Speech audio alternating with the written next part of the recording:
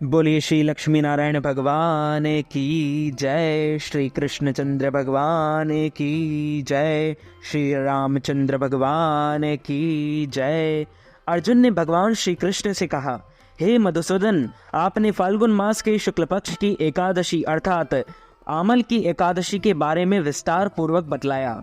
चैत्र माह के कृष्ण पक्ष की में आने वाली एकादशी का क्या नाम है तथा उसकी विधि क्या है, कृपा करके आप मेरी बढ़ती हुई जिज्ञासा को शांत करें। भगवान श्री कृष्ण ने कहा, हे अर्जुन, चैत्र मास के कृष्ण पक्ष की एकादशी को पाप मोचनी एकादशी के नाम से जाना जाता है। एक बार की बात है, पृथ्वीपति राजा मानधाता ने लोमश ऋषि से यही प्रश्न किया था जो तुमने मुझसे किया है। अतः जो कुछ भी ऋषि लोमश ने राजा मानधाता को बतलाया वही मैं तुमसे कह रहा हूँ।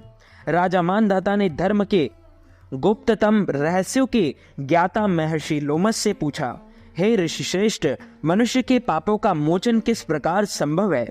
कृपा कर कोई ऐसा सरल उपाय बताएं जिससे सभी को सहज ही पापों से छुटकारा मिल जाए। महर्षि लोमश ने कहा, हे नृपति, चैत्र मास के कृष्ण पक्ष की एकादशी का नाम पाप मोचनी एकादशी है।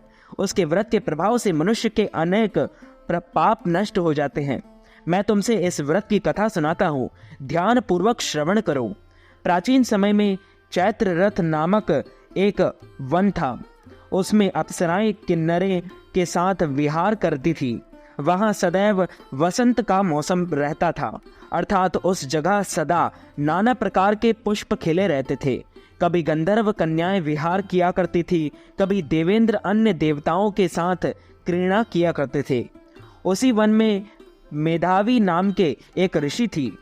तपस्या में लीन रहते थे और वे शिव भक्त थे। एक दिन मंजू घोषा नामक एक अप्सरा ने उनको मोहित कर उनकी निकटता का लाभ उठाने की चेष्टा की। इसलिए वह कुछ दूरी पर बैठ वीणा बजाकर मधुर स्वर में गाने लगी। उसी समय शिव भक्त महर्षि मेधावी को कामदेव भी जीतने का प्रयास करने लगे। कामदेव ने उसे सुंदर अप्सरा के भू का धनुष बनाया, कटाक्ष को उसकी प्रत्यंचा बनाई और उसके नेत्रों को मंजू घोषा अप्सरा का सेनापति बनाया। इस तरह कामदेव अपने शत्रु भक्त को जीतने को तैयार हुआ। उस समय महर्षि मेधावी भी युवा अवस्था में थे और काफी हष्ट पृष्ट थे। उन्होंने यज्ञोपवीत तथा दंड धारण कर रखा था। वे दूसरे कामदेव के समान प्रतीत हो रहे थे। उस मुनि को देखकर कामदेव के वश में हुई मंजू घोषा ने धीरे धीरे मधुर वाणी से वीणा पर गायन शुरू किया। तो महर्षि मेधावी भी मंजू घोषा के मधुर गाने पर तथा उसके सौंदर्य पर मोहित हो गए। वह अप्सरा मेधावी मुनि को कामदेव से पीड़ित जानकर उनसे आलिंगन करने लगी। महर्षि मेधावी उसके सौंदर्य पर मोहित होकर शिव रहस्य को भूल गए और काम के वशीभूत होकर उसके साथ रमण करने लगी।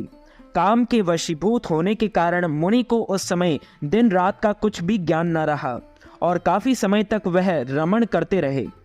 तदुपरांत मंजू घोषा उस मुनि से बोली, हे ऋषिवर, अब मुझे बहुत समय हो गया है, अतः स्वर्ग जाने की आज्ञा दीजिए। अप्सरा की बात सुनकर ऋषि ने कहा, हे मोहिनी, संध्या को तो आई हो, प्रातः काल होने पर चली जाना। ऋषि के ऐसे वचन को सुनकर अप्सरा उनके साथ रमण करने लगी। इसी प्रकार दोनों ने साथ साथ बहुत समय बिताया। मंजू घोषा ने एक दिन ऋषि से कहा, हे विप्र, अब आप मुझे स्वर्ग जाने की आज्ञा दीजिए। मुनि ने इस बार भी वही कहा, हे रूपसी, अभी ज्यादा समय व्यतीत नहीं हुआ है, कुछ समय और ठहरो। मुनि की बात सुन अप्सरा ने कहा, हे ऋषिवर, आपकी रात तो बहुत लंबी है। आप स्वयं ही सोचिए कि मुझे आपके पास आए कितना समय हो गया। अब और ज्यादा समय तक ठहरना क्या उचित है? अप्सरा की बात सुन मुनि को समय का बोध हुआ और वह गंभीरता पूर्वक विचार करने लगे। जब उन्हें समय का ज्ञान हुआ कि उन्हें रमण करते 57 वर्ष बीत हो चुके थे और व्यतीत हो चुके थे, तो उस अप्सरा को वह काल का रूप समझने लगे। इतना ज्यादा समय भोग विलास में व्यर्थ चला जाने पर उन्हें बड़ा क्रोध आया। अब वह अहंकार और भयंकर क्रोध में जलते हुए उस तप नाश करने वाली अप्सरा की तरफ भ्रुकुटी तानकर देखने लगी। क्रोध से उनके अधर कांपने लगे और इंद्रियां बेकाबू होने लगी। क्रोध से थरथराते स्वर में मुनि ने अप्सरा से कहा, मेरे तप को नष्ट करने वाली दुष्टा, तू महापापनी और बहुत ही दुराचनी है और तुझ पर धिक्कार है। अब तू मेरे श्राप से पिशाचिनी बन जा।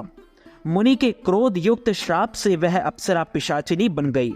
यह देख वह व्यवस्थित होकर बोली, हे ऋषिवर, अब मुझ पर क्रोध त्याग कर प्रसन्न होइए और कृपा करके बताइए कि इस श्राप का निवारण किस प्रकार होगा।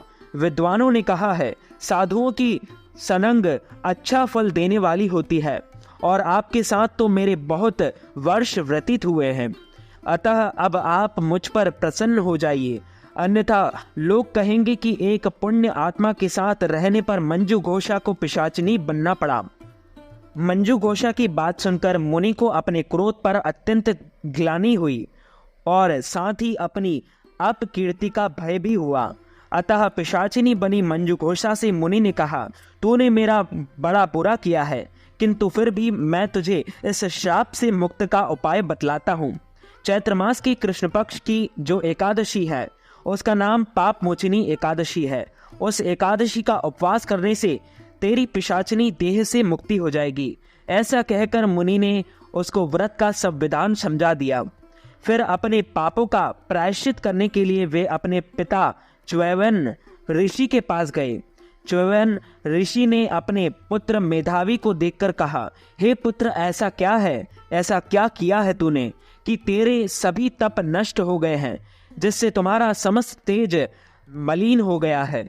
मेधावी मुनि ने लज्जा से अपना सिर झुकाकर कहा, पिताश्री, मैंने एक अप्सरा से रमण करके बहुत बड़ा पाप किया है। इसी पाप के कारण संभवतः मेरा सारा तेज और मेरे तप नष्ट हो गए हैं।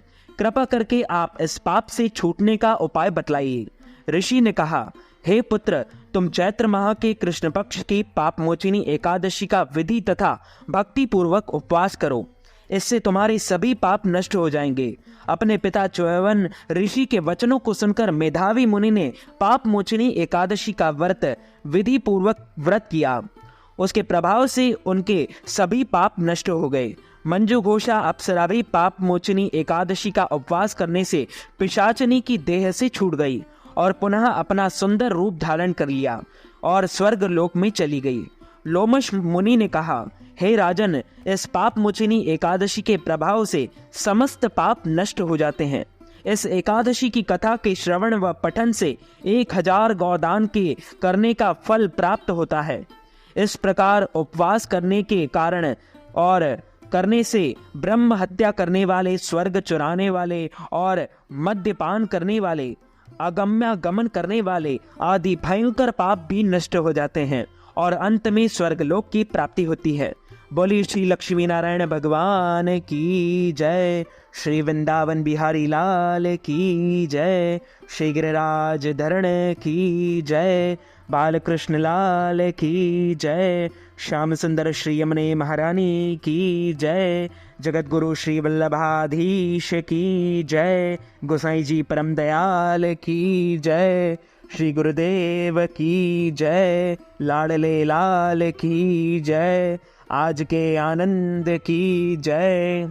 यदि आप पाप मोचिनी एकादशी के निमित्त ब्राह्मणों को फलाहार करवाना चाहते हैं या अन्नदान, वस्त्रदान, गौदान, फलदान, तिलदान अथवा पारणा के निमित्त ब्राह्मण भोजन या एकादशी व्रत उद्यापन करवाना चाहते हैं तो इस हेतु आप नगद राशि, धन राशि हमारे गूगल पे, फोन पे, पेटीएम या अकाउंट नंबर के माध्यम से भेज करके पाप मोचिनी एकादशी का संपूर्ण पुण्य लाभ प्राप्त कर सकते हैं। तो मित्रों, हमारे इस ज्ञानवर्धक वीडियो को आप अधिक से अधिक लोगों को शेयर कीजिएगा, लाइक कीजिएगा, कमेंट कीजिएगा और सब्सक्राइब करके बेल आइकन को भी ऑन कर लीजिए। ऐसे ही नई नई वीडियोस देखने के लिए आप सभी को सादर जय श्री कृष्ण, सादर धन्यवाद।